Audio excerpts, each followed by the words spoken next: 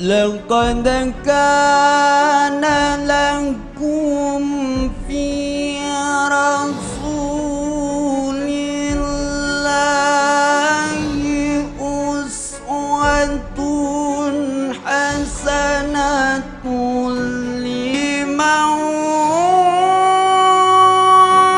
كان يرجو الله واليوم الآخر وذكر الله كثيرا. Sesungguhnya telah ada pada diri Rasulullah itu suri teladan yang baik bagimu, yaitu, bagi orang yang mengharap rahmat Allah dan kedatangan hari kiamat, dan dia banyak menyebut Allah. Al-Ahzab, ayat 21. Iwan dan akhwat yang dimuliakan Allah, alhamdulillah. Hari ini kita berkumpul dalam rangka memperingati kelahiran Rasulullah SAW yang penuh barokah. Harapan kita mendapatkan syafaat dari Rasulullah SAW. Tadi sudah disampaikan dan terlalu sering disampaikan bahwa Rasulullah contoh tauladan yang terbaik, yang mengharapkan umatnya itu nanti di akhirat mendapatkan keselamatan. Harapan Rasulullah demikian. Dan Rasulullah Sallallahu Alaihi Wasallam itu inti daripada kehadiran beliau menjadi contoh itu dengan banyak berzikir kepada Allah. Intinya di sini.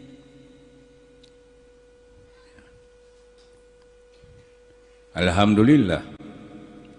Maka dari itu kenapa harus itu menjadi ikon daripada Rasulullah SAW?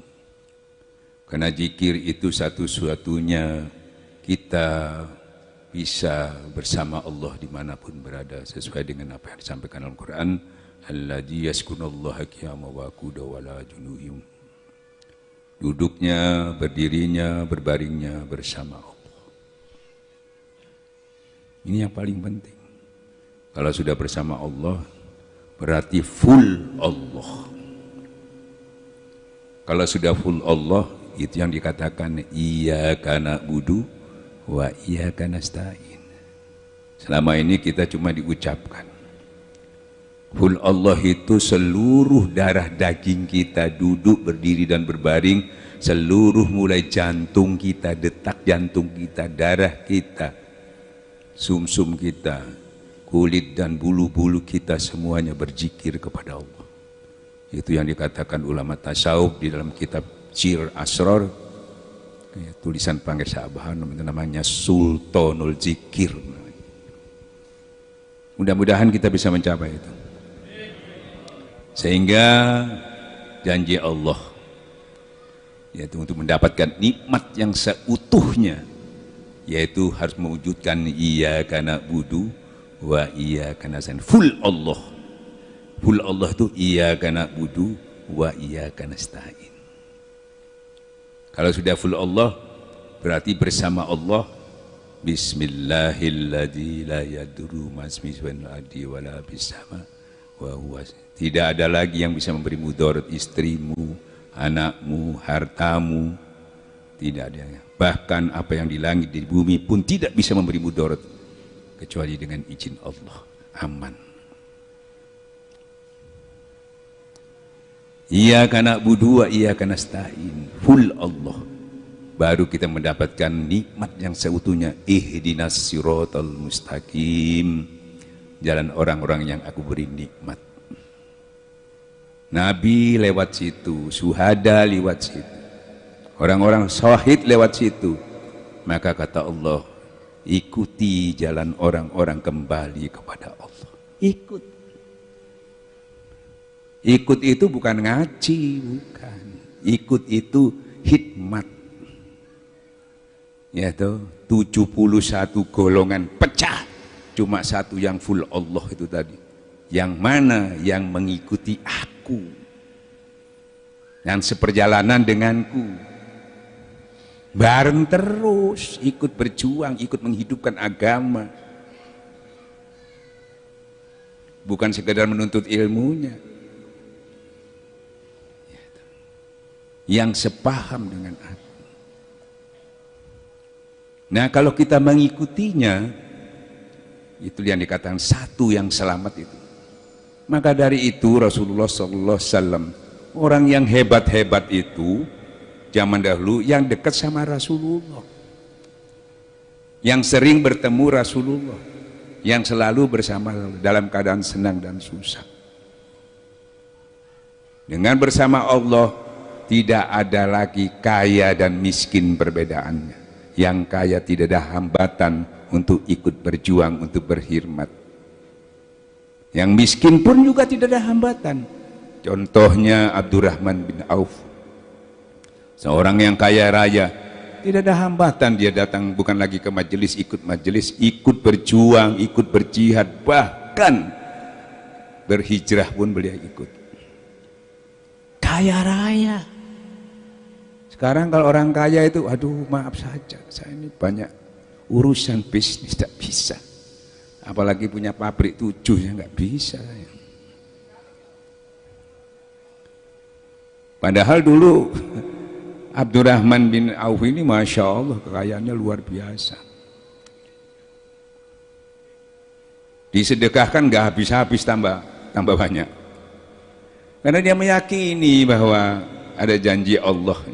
Sedekah itu dikali 7 kali 100. Dengan keyakinannya itu maka benar-benar terwujud dalam kehidupannya. Dibelanjakan habis, tidak pernah habis. Begitu juga yang miskin, Bilal. Terus siapa lagi? Abu Dar. Miskin, banyak yang miskin. Tidak menghalangi ikut berjuang. Melek bareng, sholat juga malam tidak ketinggalan. Tidak ada bedanya lagi miskin dengan kaya. Sekarang kalau yang miskin, aduh mas aku golek duit kayak mangan dino iki apa melok majelis kaya apa mas. Jadi bukan alasan dari harta yang banyak, uang yang banyak bisa hadir di dalam majelis itu ikut berjuang, bukan karena yang banyak hartanya, bukan karena miskin, bukan karena jauh, bukan karena nggak punya kendaraan, bukan dekat, bukan. Ternyata himmahnya, powernya yang kurang. Ini powernya, dekatnya sama Allah yang kurang. La haula wala quwata illa billah, hayyalas shalah, la haula wala quwata. Dipanggil kita untuk dekat kepada Allah. Tidak punya kekuatan, ya Allah, datang kepadaku, hayyalal falah, nanti aku beri kekuatan dan kebahagiaan. Hadir kepada Allah.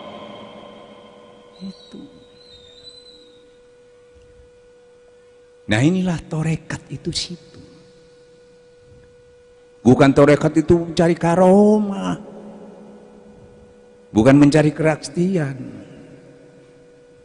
Itu cukup dengan wirid-wirid biasa, bisa diwiridan bisa. Ini menembus alam-alam lahut jabar terus sampai ke sisi Allah untuk mendapat derajat tertinggi bersama-sama orang-orang pilihan Allah, yaitu para Nabi, para syuhada, orang-orang syahid. Itulah teman sebaik-baiknya kata Allah. Posisi itu harus kita rebut. Dan semua orang bisa, sebodoh orang bisa, asal punya guru. Makanya kata Allah dalam Quran, kalau kamu belum bisa dekat kepada Allah, cari wasilah, cari orang yang dekat kepada Allah, ikuti, selesai. Biar buta juga kamu, kalau kamu ngikut ya nyampe. Tidak butuh pinter, tidak butuh hebat. Ikuti jalan orang-orang kembali. Kita lihat Imam Al-Ghazali umur 36 tahun itu sudah di profesor. Sampai di Ka'bah tidak bisa bertemu Allah, terhijab. Sampai beliau tuh mengatakan seluruh ilmuku yang aku dapat tidak bisa menolong aku. Sakit beliau itu sampai berapa bulan, gelisah mencari jalan keluar daripada kenapa pengetahuan yang sudah luar biasa segala ilmu pengetahuan, bahkan ilmu tasawuf pun dipelajari, nggak bisa terhijab terus dari Allah Subhanahu, padahal sudah sampai.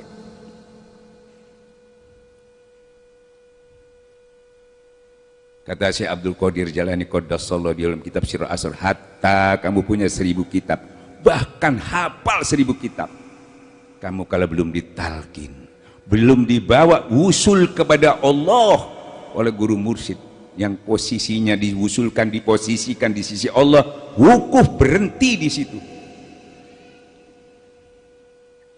jangan kemana-mana lagi, jangan tolak-tolak lagi. Akhirnya beliau sampai mengambil kesimpulan, saya harus belajar ilmu tasawuf. Beli bukunya banyak, gak bisa. Was'alu ahla zikir in kuntum la ta'lamun. Harus ada yang mengantarkan. Siapa yang mengantar? Orang pilihan. Sampai tahu, mulai dari sahabat dulu, tabiin, ulama itu berapa juta. Katakanlah di Sidoarjo ini ulama piro, iso ngitung nih, wakeh, pol, sampai ngambil yang mana, bingung kadang-kadang. Milihnya kayak apa? Ada yang seneng sing surbani gede melo, ono sing seneng sing keras melo, milih, ya tuh. Tapi milih itu tidak mudah. Kamu ini kini orang awam mau milih, ini bener apa enggak bisa namanya. Apalagi yang ada katakan ulama su, yang disampaikan ulama su itu sohe semua Quran hadis loh. Cuma orangnya tuh yang nggak sohe. Nah ini kita udah nggak tahu so, ini dibacaan kalau sohe. Kalau ente tidak mau mengakuti ini kufur sama, memang benar. Bingung kita, gak tahu. Melo milih nggak bisa. Alhamdulillah kita dipilihkan oleh Rasulullah SAW. Gak kau milih. Yang tahu penerus itu gurunya, bukan orang banyak. Sampean kalau punya jadi guru pasti tahu kepada muridnya, oh ini yang bisa meneruskan. Sampean punya perusahaan, tahu oh ini yang bisa meneruskan ini, mumpuni ilmunya. Bahkan walaupun anaknya sendiri kalau nggak mumpuni, dia tidak diberikan. Jadi ilmu bukan nasab, tapi nasab ilmu. Jadi yang memilih itu guru. Kalau di torekat kita kebetulan torekat Qadiriyah Nasabandia Pondok Pesantren Sulaya itu sampai ujungnya sekarang 37 masih. Ujungnya itu Syekh Kiai Ahmad Sohibullah Fatajul Arifin radhiyallahu anhu itu. Bayangkan hampir 1400 tahun cuma 37 dipilih. Saya Abdul Qadir milih sampai ke saya Sambas, sampai ke Abah Sepuh, saya Tolha, Abah Sepuh, sampai ke guru kita. Dia ikut milih, ditunjuk, dan harus waliullah. Kalau enggak waliullah, waduh, gampang dituku, gampang diweden-wedeni. Harus waliullah yang tidak punya cemas dan takut, dan mempunyai akhlakul karimah yang tinggi, tidak pernah menyinggung orang lain, tidak pernah memeriksa pelajaran orang lain, tidak pernah menyalahkan pelajaran orang lain, tidak pernah. Sekarang guru, maaf ya, kalau kita ya lihat di YouTube kan nyalakno terus, iki nyalakno bendino ngono, iki nyalakno gak leren-leren. Padahal yang disalahkan itu jawabannya Quran hadis, yang menyalahkan juga jawab Quran hadis. Lama-lama iki Quran hadis ini nilainya bagaimana? Kecuali satunya kitabnya Mahabharata, nah itu sejemane. Wong sama-sama Quran hadis. Saya kaji di mana kelemahannya. Nggak ada yang salah, bener kabeh. Nah, ini saya kasih satu jurus supaya sampai itu nggak salah milih. Apalagi sudah dipilihkan, supaya tahu aja kenapa kok ulama itu sering ya toh saling menyalahkan, padahal podo gak salah. Ya, nah saya beri contoh, ini sudah sering saya sampaikan kepada teman-teman. Pertama-tama, misal saya beri ilustrasi supaya tahu. Misalnya saya kebetulan mau jalan-jalan ketemu salah seorang kiai. Kiai ini jujur, tidak pernah bohong. Ya, jujur, pinter, walim. Mau kemana Ustadz? Misalnya, dia mau jalan-jalan. Itu sampai ndak kepingin tak ketemu ono wong apik dok ngono iku, orang baik sekali, luar biasa alim. Coba sampai datang ke sana. Ya itu. Oh ya, saya akan datang ke sana. Orangnya luar biasa. Itu. Karena saya memang kepingin mencari ulama, mencari kiai yang bagus, kebetulan ada yang nunjukkan, kan saya datang ke sana. Di perjalanan itu saya mau sampai dalam jalan ketemu lagi satu kiai. Mau kemana Ustadz? Saya mau ke Kiai Isipulan itu. Katanya beliau, jadi si kiai ini luar biasa baiknya. Nah ini juga kiai ini jujur, alim juga. Mungkin ilmunya sama lah, setingkat gitu. Jujur juga, tapi dia ngomongnya beda. Yang mana itu katanya? Enggak, biasa aja saya ketemu. Enggak seperti apa yang dikatakan sehebat itu, biasa aja. Bingung enggak sampean? Enggak bohong loh ini. Kalau bohong sampean enggak bingung. Ini enggak bohong kok. Saya yang bingung. Ya apa ini? Cing bener ini. Padahal ini jujur juga, enggak pernah bohong. Jalan lagi persis mau ke depan rumahnya, keluarlah ada lagi kiai, tonggonya. Loh, Ustadz mau kemana? Loh, ini katanya ada ulama di sini yang luar biasa. Saya diberitahu si kiai tadi, katanya saya mau ke sini, katanya luar biasa begini. Oh, aku bendino ketemu ya biasa ya kayak kiai itu gini. Bingung nggak? Padahal ini juga nggak bohong, bener. Terus gimana sampean supaya tahu persis kiai ini yang paling benar di antara tiga ini siapa? Gimana caranya? Jadi datang ke rumahnya. Nah, isinya terus saya harus masuk ke rumahnya, harus tidur di situ 3 hari minimal. Kan itu? Baru tahu nanti. Oh, yang paling benar itu yang nomor 1 tadi. Nomor 2 setengah benar, nomor 3 ya hampir benar lah. Tapi nggak bocok loh ini, nggak salah, karena dia nggak salahnya di mana? Karena kedekatannya segitu-gitu aja, pengetahuannya segitu-gitu aja, ndak kafah. Wong dia tahunya segitu aja ya sampaikan segitu aja, kan bener nggak salah. Yang tadi juga begitu. Yang tadi yang bertemu sepenuhnya sampaikan sepenuhnya, ini benar semua. Tapi sampean mau ikut yang mana? Podo bener pasti ikut yang pertama tadi. Padahal benar-benar nih, kalau milih itu caranya gitu.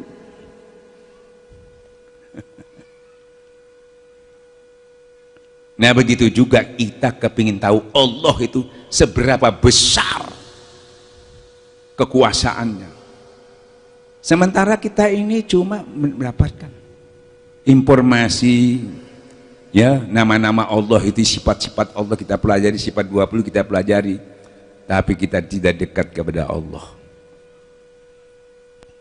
Ya, tidak dekat. Nanti dekatnya itu masuk ke tingkat cuma memanggil-manggil Allah, ya nggak masalah, lumayan. Memanggil-manggil dengan asma-asma dan tujuannya kebanyakan urusan-urusan dunia. Nah itu dikatakan wiritan-wiritan itu. Kenapa? Karena belum bersama Allah, belum bersama, masih memanggil Allah.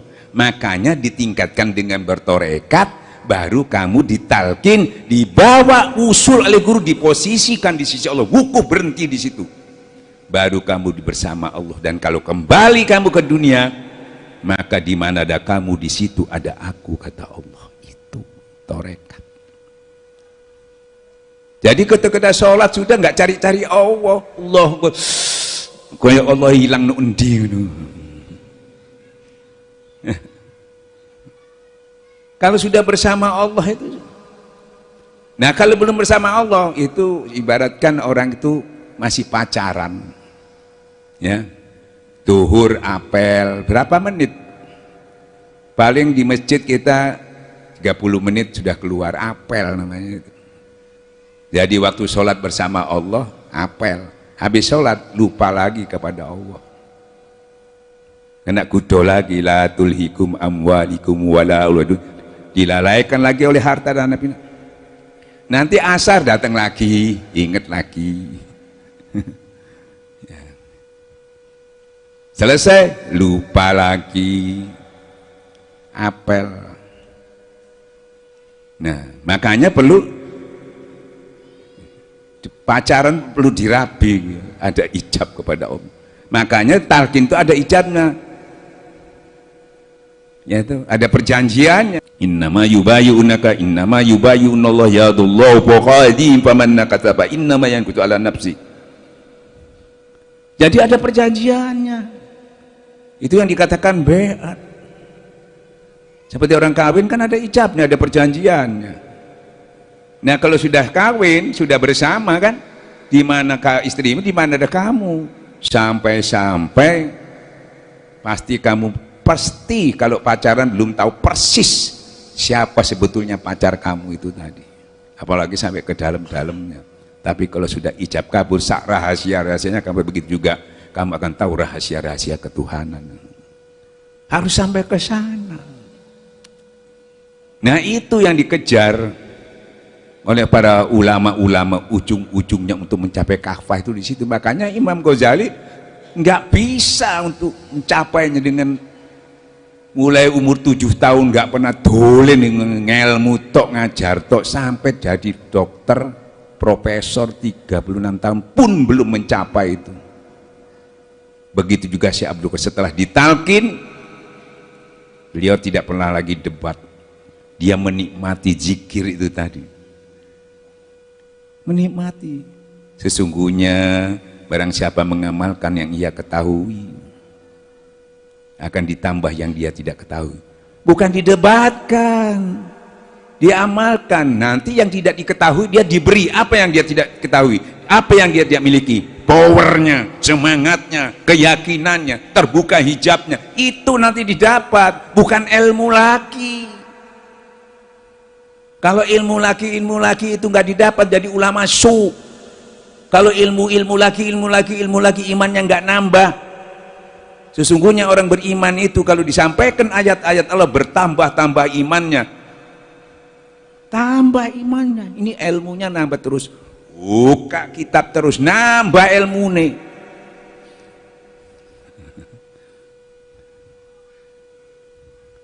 Tapi dengan zikrullah, ya, karena bersama Allah baru yang Allah katakan bersifatlah dengan sifat Allah, baru sifat Allah itu membias kepada kita. Seperti kita tergantung teman kita, banyak orang menyesal di akhirat tuh karena ya Allah coba aku tidak mengikuti temanku itu terbias. Maka dari itu kata Allah jangan kamu ikuti orang-orang yang hatinya lalai daripada ingat kepada Allah, apalagi yang mengikuti hawa nafsunya. Terbias, masih ya ente wis ilmune akeh, gak cidek nah terbias. Berapa banyak ulama yang luar biasa, ya tuh kumpulan nih orang-orang fasik, kumpulnya orang-orang menyembah togut, terbias Pak Katut, sembahyang tetap jerone sing katut. Nih Bismillahirrahmanirrahim. Kalau kamu sudah bersama, ini yang penting, ini senjatanya di situ. Nah, ini yang bisa memberikan itu guru torekot yang punya silsilah nasab kepada Rasulullah. Dia punya otoritas, makanya tidak semua orang bisa memberikan itu. Hatta dia ulama host nggak bisa. Itu sudah diketahui semua oleh warga ahli sunnah wal jamaah. Walaupun dia sudah wali, nggak bisa, harus mursyid kamil mukamil yang waliullah. Jadi tidak mudah memang mendapatkan guru seperti itu. Kata ulama tasawuf, mencari guru mursyid itu seperti kesulitannya seperti mencari belerang merah. Kadang-kadang di depan kita nggak tahu. Karena tidak selalu menampakkan seperti wali-wali pada umumnya, karomahnya ditunjukkan, enggak. Hampir tidak ketahuan. Karena guru mursyid kamil mukamil itu enggak banyak ngomong, tidurnya sedikit, makannya sedikit, ngomongnya sedikit. Kalau kita kan enggak seperti saya, ini sedikit-dikit ngomong, dikit-dikit makan, dikit-dikit tidur.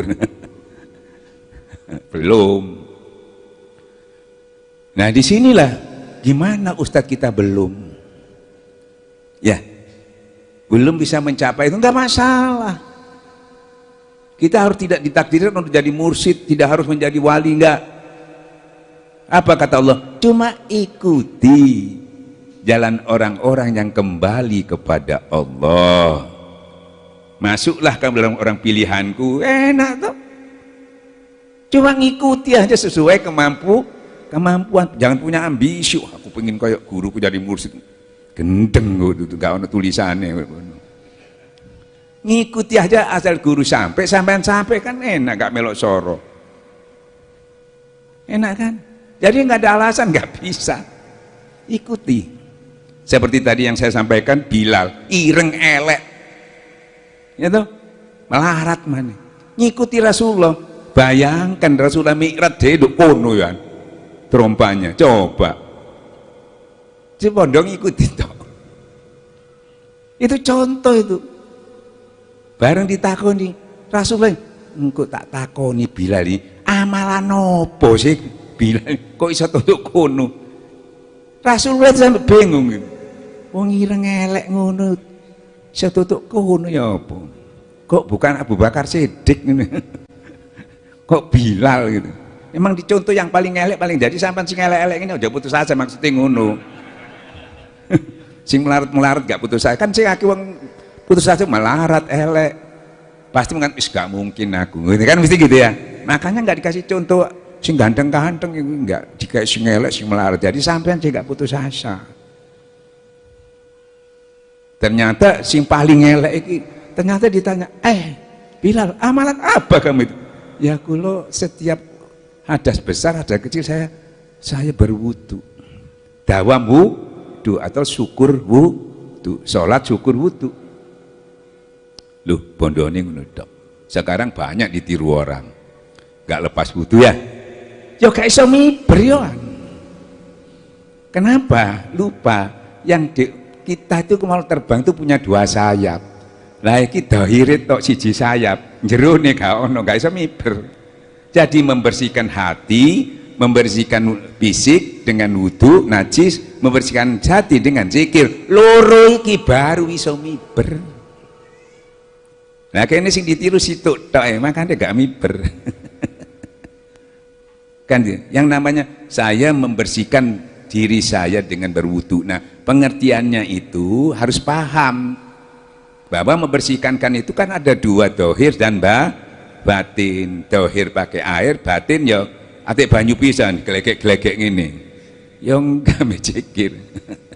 Nah kalau sudah bersih itu ya toh apa kata Rasulullah, sekiranya bersih hati hamba Allah itu, dia bisa melihat kerajaan di langit. Bisa terbuka aja, sampai bisa melihat kerajaan di langit. Ya, ini ndak genteng terus itu loh. Ya, ini zikir. Jadi kalau sudah kita belajar zikir itu sebetulnya tidak ada lagi yang dipelajari. Ya. Yang kita cari itu kebutuhan kita yang selama ini sulit menemukan, ternyata zikir semua adanya. Mentekno kitab saarat-arat ternyata cuma zikir. Kan gitu ya? Apa ndak perlu? Kita perlu bagi guru, kayak ngajar, anu sing takon perlu. Sampai mek tani ya gak perlu ngapalno hadis. Kan gitu ya. Yang perlu apa? Ya opo cek tentrem atine, ya. Sing sugih, sing melarat, apalagi yang bermasalah, pasti kepingin tentrem atine. Itu yang paling penting yang kita cari. Ternyata tentrem itu ada di hati. Ya toh, kuncinya dalilnya apal. Ya toh, ala bijikra tatmainul qulub, hanya dengan berzikir hati menjadi tentram. Loh, zikir kok gak tentrem-tentrem. Makanya ngambilnya sama siapa? Kan gitu ya? Sama-sama zikirnya beda yang ngasih. Sampean dikai piala menang 17 Agustus di daerah kabupaten, dapat piala dari siapa? Pak Camat ya? Harganya 1 juta, apik. Bareng tahun lagi ikut internasional. Juara 1 lagi, dapat piala juga. Loh, kok podo piala di kayak Pak Camat? Bedanya di mana? Bedanya di mana? Pialanya sama. Ya, yang ngasih dong. Iki sing ngei presiden lah camat di ngono. Beda rasanya di dalam beda. Begitu juga kalimat la ilaha illallah. Ya lu nang kancamu ngono iso, cuma la ilaha illallah. Tapi yang memberi siapa? Begitu juga zikir.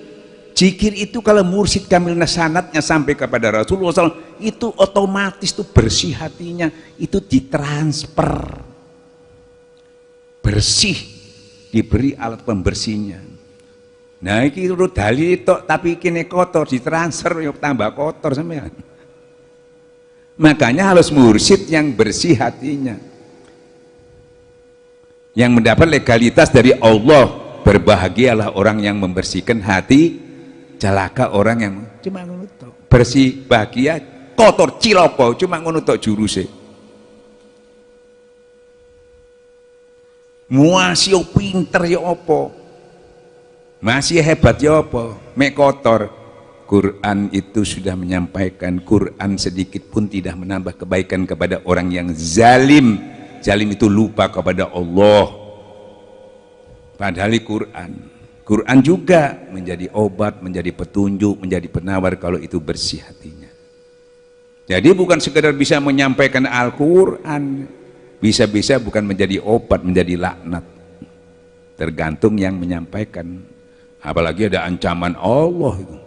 Barang siapa menyampaikan yaitu sesuatu yang dia tidak melakukannya, aku murka kepada orang itu. Makanya kalau kita yang bisa memberi itu orang yang betul penerus anbiya manusalin, dia bisa memberikan. Kalau ada orang memberikan ininya tidak bersih, dia tahu caranya, malpraktek gitu. Banyak orang belajar zikir, belajar wirid sinting. Banyak datang ke tempat saya, Ustadz, kenapa ini? Belajar wirid, belajar zikir, melok torekot. Yang dibaca nggak salah. Dalilnya di Quran dijelaskan. Ya sesungguhnya nama-nama Allah itu banyak yang baik, mintalah dengan nama-nama itu. Tapi nah terus no, jangan kamu ikuti orang yang menyimpang. Niate lu nang di sampean wirid kepingin soge ya terus sampean imannya enggak kuat, imannya lemah atau enggak punya iman, tauhidnya kotor. Dadi apa duit iku? Digaya apa duit iku? Hati-hati sampean mek liwat wirid-wiritan iku mana sing YouTube iku. Wiritane tepak iku sanate tepak. Tapi selama iman kita belum dibenahi, tauhid kita belum dibenahi, sampean berhasil gak tambah bener tambah ciloko. Yang dulu maksiat gak ada duit, saiki di duit tambah kesempatan untuk maksiat, tambah ciloko. Yang dulu gak bisa sombong karena melarat, karena ada duit jadi sombong. Jadi punya peluang banyak untuk maksiat karena iman tauhidnya itu tidak terbina. Ya Ustaz, kan itu wiritan belum. Torekat memberi solusi yang steril. Lewat zikir ini bisa semua ditempuh itu. Steril tahu.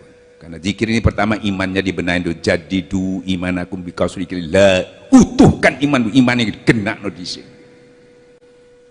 Setelah imannya sudah bagus, baru tauhidnya dibersihkan. Tidak pakai dalil lagi, langsung. Tidak pakai ilmu lagi, langsung praktek. utuhkan imanmu yang berantakan itu dengan banyak kalimat la ilah, itu terus otomatis. Nah selama ini kan dihimbau saudara harus kuat iman, saudara harus kuat iman. Bagaimana Pak Kiai supaya kuat iman? Misalnya ya banyak sedekah, banyak sedekah, nggak kuat iman nih sedekah ya riya. Nah, banyak sholat, pasti sholat riya, imannya enggak. Harus naik haji balak-balik, jadi haji mardut, nggak bisa. Jadi iman dulu semua iman. Baru tauhidnya dibersihkan, dua alat itu. Nah kalau sudah begitu kata Allah dalam Quran, disebut nama Allah sudah getar, nyambung. Ono adzan, waduh sholat. Ono pengajian, getaran ini. Iki enggak, kalau getaran, ono dangdut baru melok goyang-goyang ini. Nah, itu wis diteni sampean iki iman kuat enggak? Terus ditenono dhewe dangdut apa adzan ngono ae. Nek dangdut iki goyang ngene adane enggak berarti durung. Gampang diteni. Nah, sudah iman itu kuat disampaikan ayat-ayat baru ilmu. Di surat Al-Anfal itu begitu, baru ilmu disampaikan bertambah-tambah iman, bertambah iman. Setelah bertambah ilmu tambah, imannya tambah, ngerti betul siapa Allah itu. Tersungkur dia menyerah, bertawakal kepada Allah. Baru dia bisa mendirikan sholat. Baru sholat itu tepat mendirikan sholat, menegakkan sholat. Selama ini cuma sholat. Ya tuh, karena tiangnya sholat, tiang agama, tiangnya dorong ono, makanya cepet rubuh, kena angin. Tiangnya apa? Iman dan tauhid tadi sempurna, itu tiangnya. Mereka ono tiangnya, atau tiangnya itu ya loyo gitu. Kalau ada masalah langsung geblak gitu, langsung kufur. Kalau ada masalah tenang-tenang aja, makanya diuji sama Allah supaya saya tahu kelemahannya, bukan supaya Allah tahu. Loh, aku itu durung kuat. Nah, tinggal kita mau diperkuat lagi apa sampai putus asa. Nah, kalau punya majelis enak, langsung ono sing ngelingno. Kalau nggak punya majelis, sapa sing ngelingno? Nah, itu masalah. Atau nggak punya guru, sapa sing ngelingno? Nah, baru dia bisa mendirikan sholat dan membelanjakan sebagian hartanya. Dua itu yang diminta sama Allah. Hablum minallah, hablum minannas. Wis lurut tok sing dijalu ambe Allah. Itulah orang-orang yang benar-benar beriman dan bertahu. Dia akan mendapatkan rezeki yang utama kata Allah. Baru oleh rezeki yang mulia. Nah, pas dengan demikian proses ketakwaannya pasti akan meningkat. Kalau sudah takwa, bismillah, wa may yattaqilla yaj'al mahraja. Kan gitu ya? Barang siapa bertakwa kepada Allah, segala kesulitannya. Kesulitan apa wae? Mau urusan dunia, aku beri jalan keluar kata Allah. Dan ada rezeki yang tidak diduga-duga datangnya, kamu nggak tahu. Bukan rezeki yang sudah ditetapkan, bukan sing bayaran sampai dino total banyak. Rezeki yang ditaruh di sisi Allah. Kalau ada kesulitan sampai butuh, bukan bentuk uang aja, mungkin kesehatan, ya toh, mungkin anak yang soleh yang nakal tadi yang diganti sama Allah. Itu tidak diduga-duga itu. Dan segala kekuranganmu karena kamu sudah pasti akan aku cukupi. Sampai napi wirid apa mana? Pegel-pegeli. Wis iku komplit iku. Kalau lewat sini sampai ndak masalah, tambah ono. Ya rozak nggak masalah. Tapi kalau tanpa iman maka rozak, oke, nah ini sing bahaya. Tapi kita sudah bagus imannya, tinggal nambahin ya, vitamin lah, ndak masalah. Tapi kalau bisa lewat sini aja, iki tambah ya jikir. Ibarat mana sampai ngopi kopi, kok kurang lagi, tambah uno guloi, kok kurang marem ini rezeki, tambah ono jikir lah ngono. Enak kali nambah zikir, karena zikir itu menyangkut segala-galanya, menenteramkan hati. Tapi rojak itu nggak nentrem loh ya. Malah kok dah oleh-oleh ini sepirang dino. Kalau itu isinya segala-galanya, bahkan kata Rasulullah SAW dalam hadis qudsi, berdoa sampai lupa berdoa, bahkan tidak berdoa, lebih aku utamakan daripada berdoa. Zikir. Jadi ini dibuka dengan pintu zikir ini.